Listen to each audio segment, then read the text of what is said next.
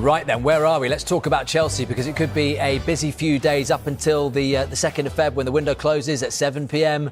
Remember, a line to bring you is that Aaron Anselmino bid a tearful farewell to his Borussia Dortmund teammates after being recalled by Chelsea from his loan spell. He's a centre-back. He can play at full-back as well, but if he returns to Stamford Bridge, it means, guys, that they would have 9 centre-backs on their books, and there are still links with a move for Jeremy Jacquet at Rennes as well, but Rennes want big money for him.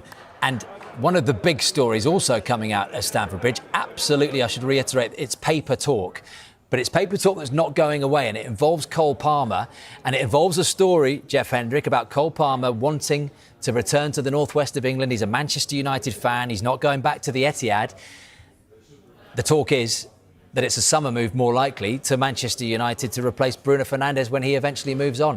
What do you make of that? Oh, it'd be amazing for Man United, obviously. And I'm a really big fan of him. I think he's a brilliant player. I love how he just gracefully glides around the pitch. It's so nice to watch, and he picks up great pockets of space. And you know, we all know he's a brilliant finisher as well. So it surprised me potentially if that move happens, but what a move it would be for Man United. It would take huge money, Michael, wouldn't it? Because, I mean, you think Chelsea have done absolutely everything to tie this guy down. Yeah. He signed a 9-year contract extension in 2024. So what my math says, he's got until 2032 as a Chelsea player. It's going to take north of 150, 180 million quid, isn't it? I mean, it would be one of the stories of the summer, wouldn't it? I mean, you know, we hope that he's going to play a big part for England in the World Cup. Of course, you know, that's going to be interesting.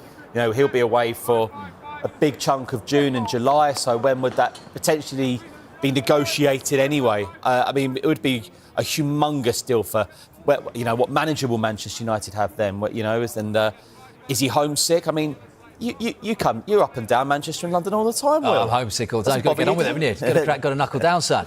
But look, you can see why it makes sense, Jeff, when you actually dig into this a little bit. Jason Wilcox was the guy who really pushed him at Manchester City before, obviously, he left and went to Manchester United. So the fact that he's a Manchester United fan as well. But in terms of the contract, what's in his thinking? You know, aside from money, what is in his thinking committing for so long? And why does it benefit Chelsea as well on such a mammoth deal? Yeah, well, for him, it's probably more money in his pocket, but then for the club, it gives them the security where he's not going anywhere unless it's on their terms, I suppose. So it has to be right for both the player and the club, and I think if he is to exit, that's going to be the case. Well, you said you love watching him play. Where do you think his ceiling is? Obviously, he's still improving at the age he's at. Is there a chance that he doesn't get to this player that we think he is going to be? Because he's nowhere near the finished article. He's a superb talent. Yeah, he's not near the finished article, but like when I watch him, he's not far off it. Like I said, the goals he's scoring, like Chelsea are a different team when he's playing and not, and I think that's very telling. So I think he needs to stay fit. Obviously, he struggled a bit this year with injuries, but for me, like if he can stay fit, he will just naturally keep improving. And then, like you said, when it comes to England, I feel he will play a big part for me if he's fit and really ready for that tournament. He's a bit of a sort of a magician for the country. He can make something happen, and he excites people, and people really have warmed to him. So I think he can fulfil that potential, definitely, but it's all about playing and being happy for him. Yeah, and there will be Chelsea fans watching, absolutely quite rightly, saying, keep your hands off. Look, as we've got a former Premier League midfielder in the studio with us, we thought we'd take a look back at some of the best midfield signings over the years that have come in the January transfer window. So the first one that comes to mind, Bruno Guimaraes. This was in 2022, Jeff, from Lyon, £40 million. This is right up there, isn't it, in terms of what those Newcastle fans, and you know them very well, what they think of the Brazilian?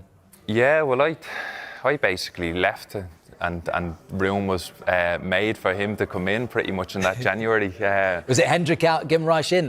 He took your job? Yeah, he took my job. I went down the slope he was going up it. So.